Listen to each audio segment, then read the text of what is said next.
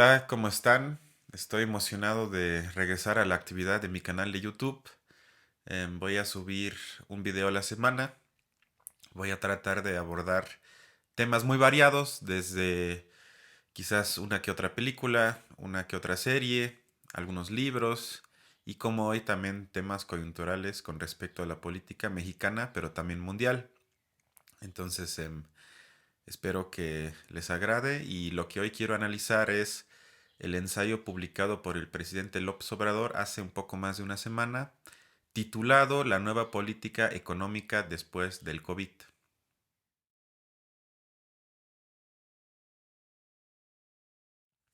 Y bueno, primero quisiera reflexionar sobre algunos aspectos generales del ensayo. Antes que nada resulta curioso el momento de publicación, porque ahorita estamos en la llamada crisis por el COVID y entonces hay un concepto en la psicología social que trata de analizar cuando no te piden algo pero hablas mucho sobre algo, entonces casi siempre es indicador de que algo anda mal. Entonces que el presidente ahorita haya salido con un ensayo de 30 cuartillas, que por cierto si lo quieren leer completo lo encuentran abajo en la descripción del video, son 30 cuartillas, se lo recomiendo.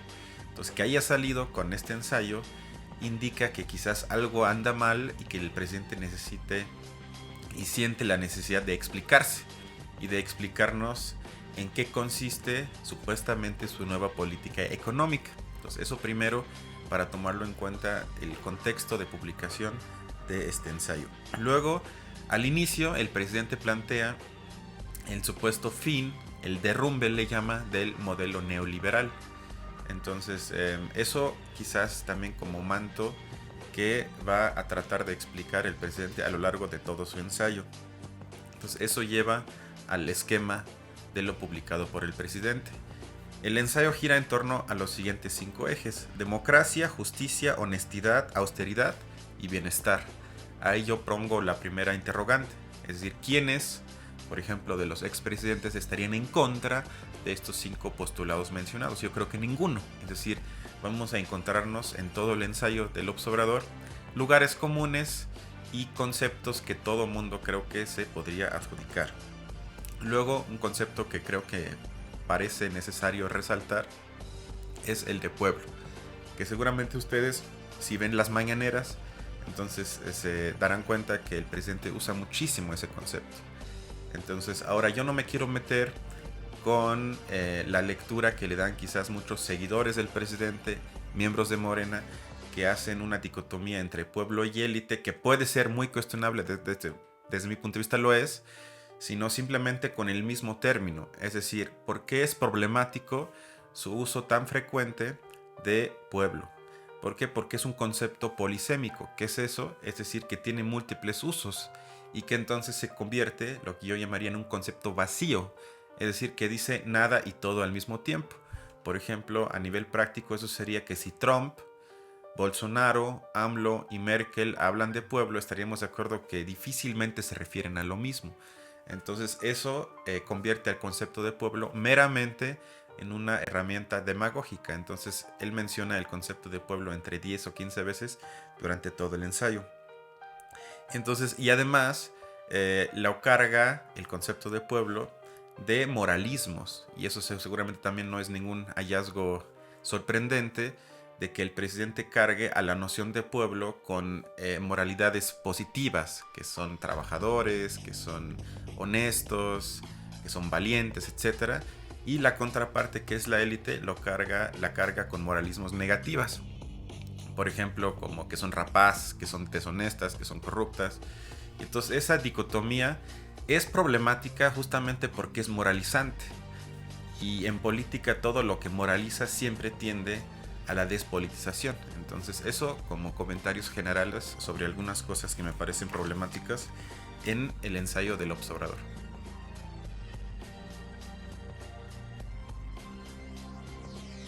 Y bueno, ahora sí a revisar el contenido del ensayo.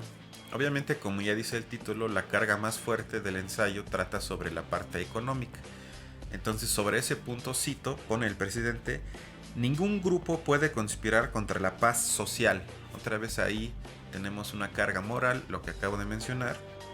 Y por el otro lado, resulta curioso que nada más un párrafo después, insisto, un párrafo después, el presidente pone: se podrán hacer negocios pero sin corrupción. Es decir, otra vez la implicación de que las cosas van a estar bien mientras haya negocios honestos, es decir, sin corrupción. Entonces, esto es problemático a nivel teórico porque para esto sirve algunas ideas que ya nos enseñó Karl Marx hace casi 2 siglos. Marx, para no meterme tampoco en demasiados rollos históricos, trató de entender el funcionamiento del capitalismo, es decir, trató de crear un análisis estructural para comprender o acercarse a comprender las leyes de movimiento del capital. Por eso el libro se llama, su libro más importante, El Capital, y no se llama Los cerdos o malditos capitalistas. Eso por primer punto. Segundo, eso lleva a que, según Marx, las crisis dentro del capitalismo surgen por el mismo funcionamiento del capitalismo. Es decir, no son un accidente, no es algo que viene del exterior, sino surge del interior de manera inmanente. Eso lleva a que, por ejemplo, para Marx, analizar la pobreza como problema a combatir no tiene mucho sentido, porque según él, el capitalismo genera por su lógica, es decir, no por un grupo malvado que conspira contra la paz, sino por su funcionamiento, genera que una mayoría tenga muy poco y una minoría tenga muchísimo. Entonces, lo que hoy en día asumimos ya como sentido común de que para que haya menos pobres hacen falta más y mejores políticas públicas, que la mayoría argumenta eso, y sobre todo en la política mexicana. Entonces, eso para Marx sería un error teórico. Entonces, yo no estoy asumiendo que necesariamente así tengan que ser, nada más estoy tratando de dibujar las implicaciones teóricas que tendría verlo de esa manera. ¿Por qué? Porque si asumimos que Marx en eso tiene razón, entonces eso necesariamente cambiaría todo nuestro marco de interpretación. Es decir, entonces ya nuestra aparente enfermedad ya nada más sería un síntoma, y nuestra enfermedad sería el sistema como tal, y no nada más su síntoma que ahorita observamos como enfermedad. Eso cambiaría toda nuestra lógica en pensar cómo podemos cambiar lo existente. Y eso también tiene que ver con otro punto, es que AMLO entonces con esa forma de argumentar, es decir, que va a haber negocios, que va a haber gente que hace contratos sin corrupción, y con eso AMLO dibuja una utopía que se escapa de la lógica inmanente del capital.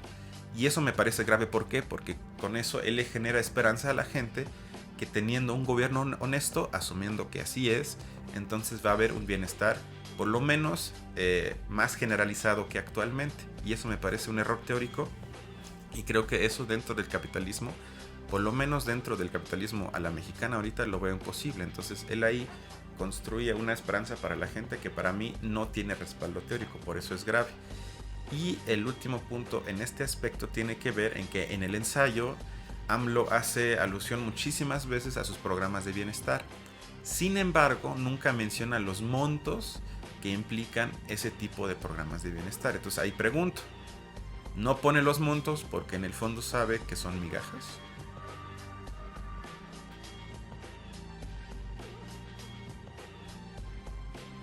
El siguiente punto del ensayo gira en torno al TEMEC, el Tratado de Libre Comercio, que anteriormente se llamaba Telecan. Entonces, más allá de la ya sorprendente reacción de la llamada izquierda mexicana, que durante casi 30 años fue muy crítico con ese tratado, lo cual me parece adecuado, ahorita de repente con un gobierno que se asume supuestamente de izquierda, de repente se convirtieron en aplaudidores del mismo, prácticamente el mismo Tratado de Libre Comercio. Dejando eso a lado, que eso sería otra discusión, lo que pone AMLO en el ensayo, cito, que el TEMEC es una gran oportunidad para hacer negocios. Otra vez hace énfasis de que van a hacer negocios de manera honesta. Y que además es algo que también él pone desde muchísimos años, es que justamente la deshonestidad de la élite mexicana es la causa principal de la desigualdad en México. Entonces eso otra vez a nivel teórico es problemático. ¿Por qué? Porque implica por un lado primero la implicación teórica populista. Insisto, yo no uso populismo de manera peyorativa, sino como una herramienta política que tiene desde mi punto de vista fallas teóricas. Y en este caso, ¿por qué? Porque lo que mencionan los populistas, y un ejemplo sería Trump y AMLO, que en ese sentido tienen el mismo aparato teórico, es que el sistema en sí funciona. Es decir, que no es otra vez, como decía Marx, el capitalismo en sí, el sistema en sí, sino la gente que maneja el sistema, que lo maneja de manera deshonesta y corrupta, y por eso el sistema no funciona y por eso hay mucha gente pobre. Estoy un poco simplificando, pero eso, digamos, es el movimiento teórico que acompaña ese tipo de argumentaciones. Y eso implica entonces que, como consecuencia, implica que entonces si el sistema no funciona por algunas, para llamarlas de alguna manera manzanas podridas, quiere decir que si sacamos esas manzanas podridas, en el caso de México los corruptos, los sustituimos por gente honesta como el mismo presidente y su gabinete, entre otros, entonces eso tiene como implicación teórica que entonces nada más con eso va a haber bienestar generalizado. Y eso es lo que el presidente tácitamente afirma en este ensayo y durante muchos años en sus propuestas. Entonces, eso es la primera implicación teórica. Y la segunda, para esta nuevamente sirve Marx, porque resulta curioso que AMLO haga tanto o ponga tanto énfasis en el hecho de que va a haber oportunidad para que la gente haga negocio. Entonces, ahí otra vez sirve Marx. ¿Por qué? ¿Por qué? Porque Marx ya nos explicó que el capital tiene lo que él llamaba una obligación inherente de acumulación. Quizás es muy abstracto. ¿A qué me refiero con eso? Es que los empresarios son obligados, no tanto porque quieran, algunos seguramente sí, pero otra vez por la lógica inmanente del sistema, a todo el tiempo buscar la manera de aumentar su riqueza. ¿A qué me refiero con esto? Con un ejemplo práctico, es que vamos a imaginarnos que quizás la marca de ropa que ustedes quieran de un día para otro cambie sus políticas, no actúe bajo la racionalidad capitalista y diga, bueno, vamos a pagarle más a los trabajadores, vamos a darles derechos, vamos a darle todo lo que ustedes quieran. Y eso implicaría entonces que cuando ustedes van a la tienda, una playera que quizás ahorita cuesta 50 pesos, ya con ese tipo de cambio de políticas cuesta 500 pesos o más. Entonces, nada más ustedes piensen cuántas semanas, si no es que días tardaría hasta que esa empresa estaría quebrada. ¿Por qué? Porque ya casi nadie compraría en esa tienda, porque es muy caro, porque todos cuando compramos algo buscamos que sea bueno, bonito y barato.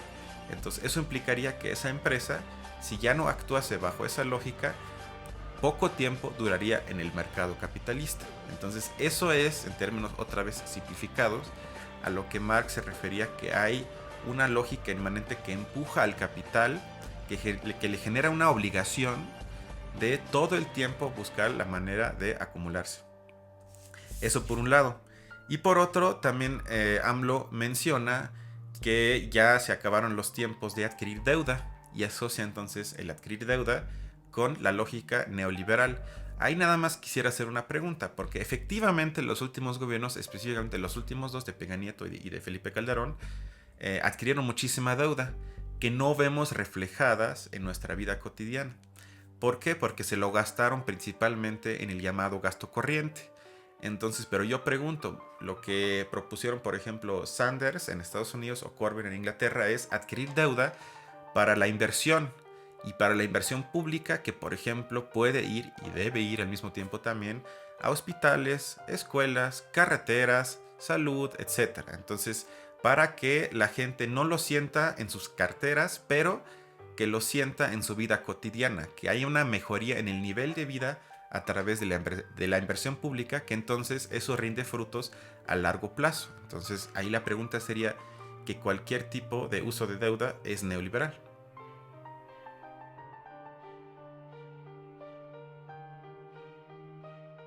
Y bueno, el siguiente punto me parece teóricamente de los más delicados del ensayo, que es al que yo le llamé la privatización de lo político. En una parte el presidente habla o nos pinta, nos da algunas pistas sobre lo que él considera una vida que quizás nos llevaría mayor satisfacción que la existente.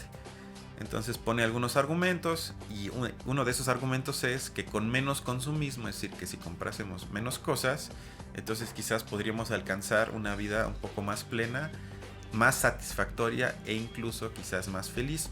Entonces eso que llega de manera, o que la mayoría de la gente diría, bueno, eso es cierto, y que ahorita en tiempos de COVID muchos dicen, bueno, quizás fuimos excesivos y hay que cambiar un poco y fuimos demasiado rapaces, etc. Entonces eso que a primera vista parece muy simpático es problemático a nivel teórico. ¿Por qué? Porque implica, primero, la iluminación y el enfoque sobre la responsabilidad y el comportamiento individual. Entonces eso lleva a lo siguiente, eso lleva a una presión sobre el superyo. A través del superyo nos presionamos a nosotros mismos. ¿Qué es el superyo? Que es un término del psicoanálisis. Es los comportamientos consensuados socialmente y que entonces nosotros nos presionamos inconscientemente o nos dejamos presionar por esos comportamientos y acciones socialmente consensuadas. Por ejemplo, si ustedes se asumen de clase obrera, pero aún así a veces les encanta ir al cine VIP o por un café a Starbucks, entonces seguramente les ha pasado que cuando le cuentan a alguien qué es lo que hicieron, quizás omiten la parte que fueron a VIP y omiten la parte que su café es de Starbucks, porque en el fondo sienten que quizás eso generaría cierto rechazo cuando lo cuenten, aunque nadie les haya obligado a no contarlos y aunque nadie haya escrito una regla que diga no lo puedes hacer o no lo puedes contar. Entonces ese tipo de presión inconsciente que sentimos a veces por lo que hacemos, eso es en términos muy simplificados el superyo. Entonces, ¿qué tiene que ver esto con lo que dijo AMLO? Tiene que ver en que sí, AMLO habla de que podemos cambiar nuestra vida y nuestro bienestar a través de consumir menos. Entonces él implica que entonces nuestro comportamiento individual es responsable del éxito o fracaso de una vida plena. Y eso entonces cambia el momento político, que siempre es público, es estructural, al nivel del sujeto, es decir, a lo individual. Y eso entonces lleva al siguiente problema, como ya lo dije, entonces privatiza lo político, porque entonces el cambio está, como dicen muchos hoy en día, en uno mismo. Que eso, digamos, es la frase popular muy conocida, pero un poco más sofisticado, dirían los neoliberales. Ellos dicen que el cambio está en el consumidor o en los consumidores.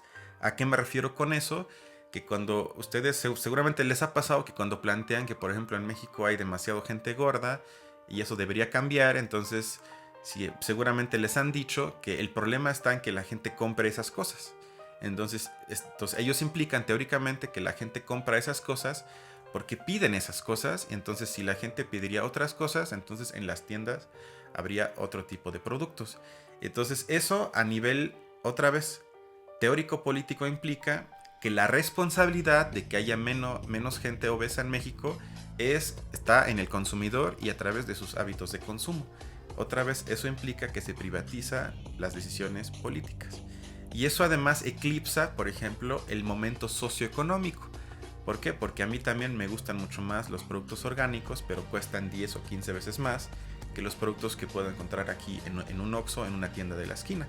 Entonces eso eclipsa el problema que en un país tan desigual la mayoría no tiene acceso a mejores alimentos. Entonces, pero eso no se cambia a través, otra vez, de lo privatizado y del comportamiento individual, sino eso son decisiones políticas que tienen que cambiar para que luego la gente tenga la posibilidad de cambiar sus hábitos. Es decir, yo no estoy en contra de la gente cambie sus hábitos, pero ese es el segundo paso y no el primero. Entonces, y además ahorita con lo del COVID tiene otro problema, porque en muchos países, por ejemplo en Alemania, ahorita ya se están pensando en programas de subsidio para fomentar el consumo cuando vayamos saliendo de la crisis. Por ejemplo, en Alemania le van a pagar muchísimo dinero, estamos hablando de 150,000 pesos o más, a la gente para que compre un coche nuevo y de esa manera fomentar el consumo y de esa manera otra vez, entre comillas, activar el funcionamiento económico de Alemania. ¿Por qué? Porque como lo expliqué anteriormente, el capitalismo, para que funcione, para que su lógica se pueda aplicar, necesita que la gente consuma y necesita que la gente consuma cosas que no necesita. Que esa es otra que quizás puede sorprender y les va a sorprender quizás, que eso es algo que también ya Marx explica y otros también, que el capitalismo crea necesidades para poder acumular el capital. Es decir, que la economía capitalista no está hecha para satisfacer nuestras necesidades, sino eso nada más es el medio para alcanzar su fin, lo cual es acumular capital. ¿A qué me refiero con esto? Y eso seguramente es algo que ustedes lo han percibido, es que nada más el capitalismo satisface necesidades de consumidores que pueden pagar. Por eso continentes enteros como África casi están excluidos porque no tienen muchos consumidores que tienen la capacidad de compra. Y por ende eso también explica teóricamente en por qué hay muchas necesidades en el mundo no satisfechas, básicas, pero que no son generadas por el capitalismo. ¿Por qué? Porque no tienen una contraparte de consumidores que tiene capacidad de compra y por ende para el capital no son interesantes, sino simplemente somos interesantes la gente que tenemos capacidad de compra y entonces somos el medio para el fin del capital, que es acumularse.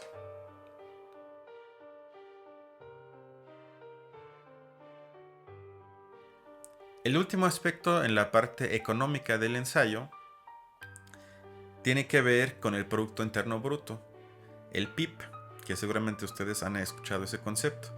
Y en el ensayo menciona el presidente que ya no lo quiere usar como un indicador de bienestar.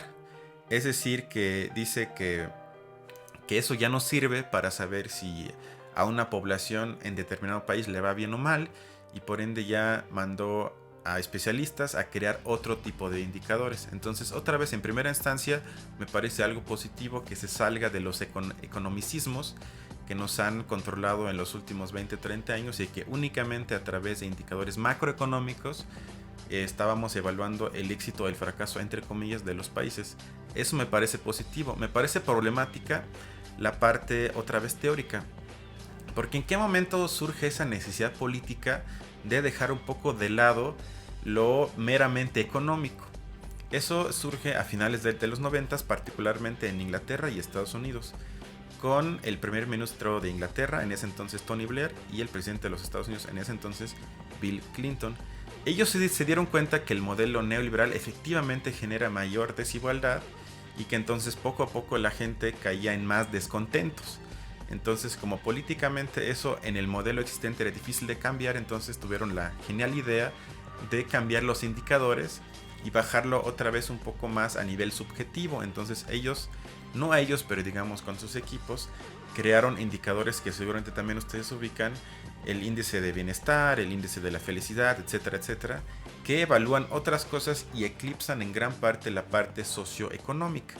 Entonces ustedes dirán, bueno, pero eso es positivo porque eso es otra forma de asumir la vida. Sí, efectivamente, pero ahí vamos otra vez al mismo problema estructural. Es decir, puede uno alcanzar su bienestar emocional, si es que eso existe, eso será otro debate, sin las mínimas necesidades económicas cubiertas. Y yo diría que no. Entonces eso es el problema, que en un país como México no podemos hablar a ese nivel mientras no tengamos a los 70 millones de pobres sacados de la pobreza. Entonces eso es el primer problema. Y luego, además, como segundo, me parece curioso que durante años, estamos hablando de casi 20 años, se criticó a los llamados neoliberales por generar un crecimiento mediocre, lo cual también es cierto, que desde el 82 el país en términos de PIB crecía en promedio nada más el 2%. Pues eso también el mismo presidente durante años en sus campañas lo criticaba y que decía que sin crecimiento no puede haber bienestar. ¿Por qué? Porque no se genera la riqueza necesaria que luego se puede redistribuir entre la gente con menos recursos. Entonces, que ahorita siendo presidente cambie de enfoque, por lo menos es curioso, y otra vez yo creo que es criticable, porque si durante 20 años criticaste algo y ahorita cambias de opinión en el poder, no sé si eso muestra la congruencia necesaria, y sobre todo para algo que se quiere llamar y se autodenomina 4T. Y el último punto es que hace algunos días el presidente de Morena actual, Alfonso Ramírez Cuellar, nada más propuso medir la riqueza de manera más exacta, porque sí se hace, pero no, casi con mucha inexactitud, para quizás en un futuro grabar la riqueza con un impuesto. Entonces eso generó un escándalo de que luego el coordinador de Morena en el Senado, Ricardo Monreal, dijera que ni de ninguna manera, y el mismo presidente dijera también que eso no es opción. Y eso lo pongo en la mesa, ¿por qué? Porque en la última parte del ensayo el presidente habla de que su meta para el fin de su sexenio es la creación de un estado de bienestar. Entonces ahí pone un estado fraterno, con bienestar, con felicidad, con muy poca gente pobre o con ninguna gente pobre, etc. Entonces ahí otra vez entra la pregunta, bueno, suena muy padre y todo el mundo estaría de acuerdo, pero ¿cómo financiarlo? Es decir, ¿cómo podemos alcanzar ese nivel de bienestar? Y ahí entra la parte, como ya dije, del financiamiento. Entonces la propuesta de Ramírez Cuellar iba justamente en ese sentido, que para alcanzar lo que AMLO propone en el ensayo, se necesitan más recursos públicos. ¿Y de dónde los va a sacar? Pues del 1% más rico en México, un poco simplificado, pero ahí hay muchísimo dinero que el Estado tendría que grabar de cierta forma para tener más recursos y crear una estructura que de cierta manera responde a lo que se llama estado de bienestar. Pero ahí estamos otra vez en el mundo contradictorio de AMLO y Morena, que por un lado el voluntarismo sin el respaldo teórico necesario.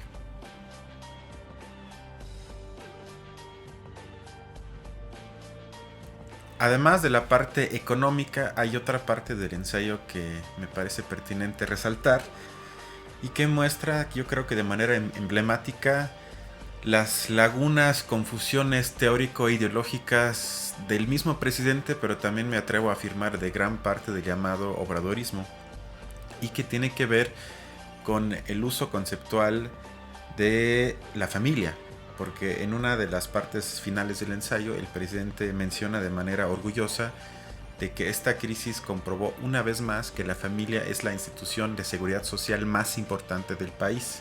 Entonces, eso nuevamente suena agradable, suena positivo, suena como un abrazo del presidente, pero al mismo tiempo esconde problemas teóricos.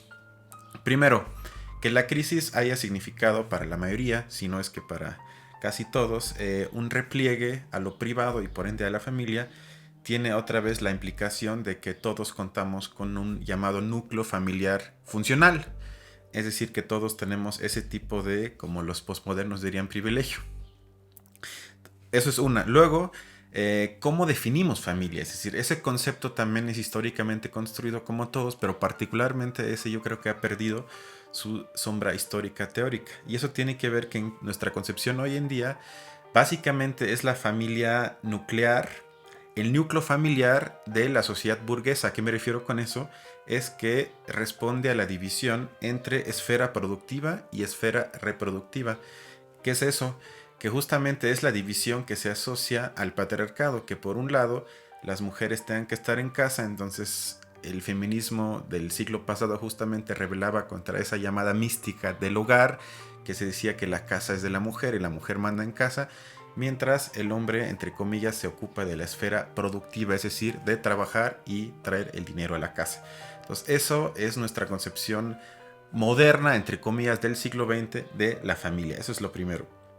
Y luego hay en el texto de Obrador cierto romanticismo, un poco yo diría hasta patético, de ciertas frases que tipo que cuando ya no queda nada queda la familia, etcétera, etcétera. Y además hay hoy en día en el discurso público una crítica interesante de ambos lados del espectro político a la familia hoy en día. Es decir, por parte de la izquierda se critica que a través de la creciente economización e individualización de la sociedad, ya los individuos se ocupan mucho de uno mismo y ya no responden tanto a los valores colectivos, asociado principalmente al lugar privado que es la familia. Y por parte de la derecha se quejan muchos de que ya no hay valores y que por ende estamos como estamos.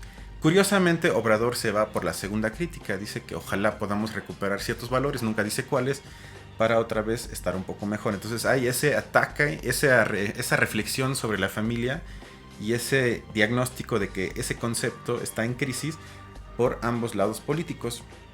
Y entonces eso es muy muy curioso, que entonces cómo podemos pensar el concepto de familia ante el contexto neoliberal.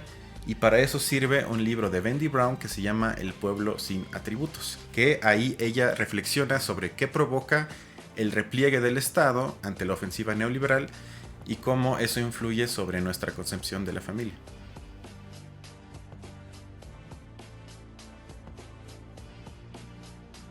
En una parte del libro mencionado, la autora reflexiona sobre si el llamado sujeto neoliberal tiene género. Entonces pone primero dos citas que me parecen interesantes de dos personajes que históricamente participaron en lo que hoy conocemos como el modelo neoliberal. Primero, la primer ministra de Gran Bretaña en los años 80, Margaret Thatcher, que dijo en una campaña de los 80s lo siguiente: no hay tal cosa como la sociedad, lo que existe son hombres y mujeres individuales y sus familias. Entonces ahí tenemos la tematización sobre qué tanto quizás la existencia de los llamados sujetos individuales, lo que acabo de decir sobre que hay una crítica que hoy en día hay el predominio de lo individual, quizás hemos teóricamente olvidado que esa posibilidad de lo individual requiere, de manera entre comillas oculta, la existencia de la unidad de la familia. Y también sobre eso escribe Friedman, que ahí viene otra cita. La unidad última funcional en la sociedad no es el individuo, sino la familia. Esta cita es de Milton Friedman, un economista consagrado de los Estados Unidos, que también es asociado de manera justa al pensamiento neoliberal. Entonces ellos dos quizás se dieron cuenta a través de sus construcciones teóricas que no nada más se puede hablar de lo individual, sino también se tiene que meter al nivel de análisis la dimensión de la familia. Y ahora, ¿por qué esto es importante? Y ahora viene una cita de la misma autora, que se puso a pensar en qué tanto el contexto neoliberal quizás influye sobre un cambio, si es que existe, de las relaciones entre los géneros. Entonces pone lo siguiente: creo que la respuesta es que la subordinación de género a la vez se intensifica y se altera de modo fundamental. Pues ahí tenemos otra vez las dimensiones contradictorias, que por un lado se altera, pero también por el otro al mismo tiempo se intensifica, es decir, se profundiza. Entonces relata la autora lo siguiente: ocurre mediante el encogimiento, la privatización y el desmantelamiento de la infraestructura pública que apoya a las familias, los hijos y los retirados. Dicha infraestructura incluye programas costeables y de calidad para la infancia temprana y para después de la escuela, campamentos de verano, atención a la salud física y mental, educación, transporte público, parques del vecindario y centros recreativos, pensiones públicas, centros para personas de la tercera edad y seguridad social, aunque no solo se restringe a ellos. Cuando estas provisiones públicas se eliminan o se privatizan, el trabajo y el costo de proveerlas regresa a los individuos y de modo desproporcionadamente mayor a las mujeres. Dicho de otro modo, la responsabilización en el contexto de bienes públicos que se privatizan penaliza de modo excepcional a las mujeres en la medida en que siguen siendo desproporcionadamente responsables de aquellos que no pueden ser responsables de sí mismos. A este respecto, el llamado familiarismo es un requerimiento esencial más que una característica incidental de la privatización neoliberal de los bienes y servicios públicos. Ahora, ¿qué nos quiere decir la autora con esto?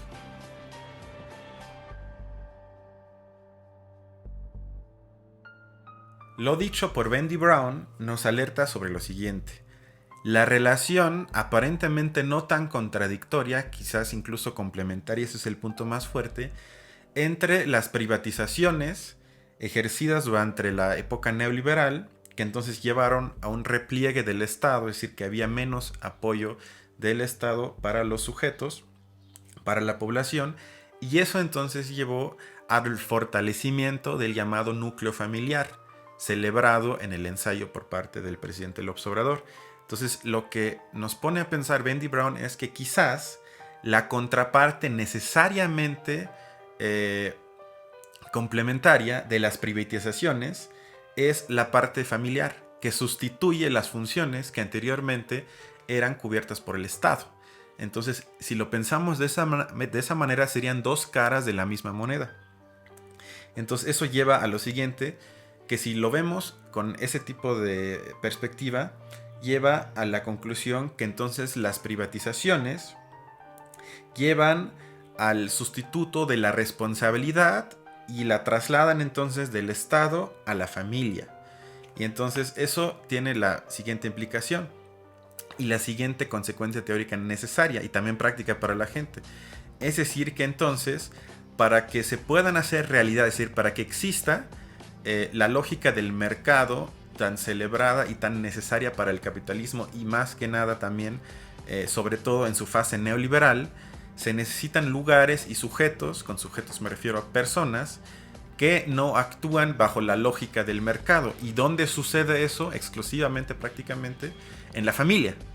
Y entonces justamente la familia es necesaria para la época neoliberal y para que la sociedad no esté completamente desintegrada, que quizás ya lo está, pero entonces sería, digamos, la última capa que la mantiene funcionando, sería el celebrado, insisto, núcleo familiar de la familia. Entonces sería la contraparte necesaria, insisto, de las privatizaciones en la era neoliberal. Eso obviamente implica una imagen idealizada de la familia, o sea, implica justamente asumir que hay una responsabilidad ética del cuidado, y que además ahí también sirve un poco la perspectiva un poco más estructural, que lleva a que obviamente el cuidado no nada más es una obligación y una actividad ética, sino también es una actividad que crea valor, porque justamente sin ese cuidado familiar, sin esa parte, insisto, reproductiva de la sociedad, la parte productiva no podría existir. Entonces es una parte que para el mercado en primera vista no tiene valor, pero si lo vemos como un sistema funcional es necesaria y por ende debería tener valor, y tiene valor en teoría, sin embargo no en la práctica. Ahí también se ve la división de género y por qué el trabajo en casa aparentemente no vale nada y el trabajo fuera de casa vale todo, aunque ambos son igualmente de importantes para que este sistema pueda seguir funcionando. También eso lleva a lo siguiente, que entonces ahí vemos para resumir un poco lo que estoy diciendo, aparente dicotomía entre cierto conservadurismo social y una lógica de mercado. O sea, sería como esa añoranza de Obrador del pasado, donde había valores, donde había familiaridad y todo eso, contra la lógica rapaz del mercado. Y justamente lo que dice Bendy Brown es no, sino justamente el fortalecimiento de uno requiere al mismo tiempo el fortalecimiento del otro. Entonces no sería una dicotomía, sino una falsa dicotomía. Un ejemplo práctico. En España, a través de la crisis financiera, pero también antes, muchos jóvenes, es decir, jóvenes, estoy hablando de menos de 35 años, perdieron sus departamentos y entonces eso llevó a que tuvieron que irse a vivir ya sea con sus padres o sus abuelos. Y entonces, ¿por qué esto es problemático? Porque entonces justamente una crisis estructural lleva a que los jóvenes no les quedó de que otra vez irse con su familia. Entonces esto es justamente como la parte familiar es necesaria para evitar quizás una revolución, porque si todos los jóvenes no hubieran podido regresar a casa, quizás hasta se hubiera armado algo más grave. Entonces ahí se ve cómo justamente la familia entra como el sustituto de responsabilidades que antes eran asumidos por la parte estatal. Entonces, en resumidas cuentas, ¿por qué esto es problemático? Más allá de lo ya expuesto, es que primero, ¿qué pasa con los que no tienen familias? Que en México tristemente son muchos. Esos no entran en ese tipo de apoyos. Luego, la división sexual, la división de género, que eso también entra, porque obviamente se asume todavía como parte de la cultura patriarcal, aunque afortunadamente haya ciertos avances, es que la madre tiene la responsabilidad principal del trabajo de cuidado. Entonces, esta época de crisis, donde hay un repliegue a lo privado, implica un aumento de trabajo brutal, sobre todo para las mujeres y más aún para las madres. Luego, algo que AMLO deja fuera por completo y que incluso hace algunos días casi negó categóricamente en una conferencia de prensa, que es la violencia familiar y la violencia doméstica, que es algo que incluso antes de COVID era un problema muy grave en México, pero que no es difícil adivinar que en tiempos de COVID, donde la gente pasa más tiempo en sus casas, va a haber un aumento exponencial. Entonces eso también se deja fuera.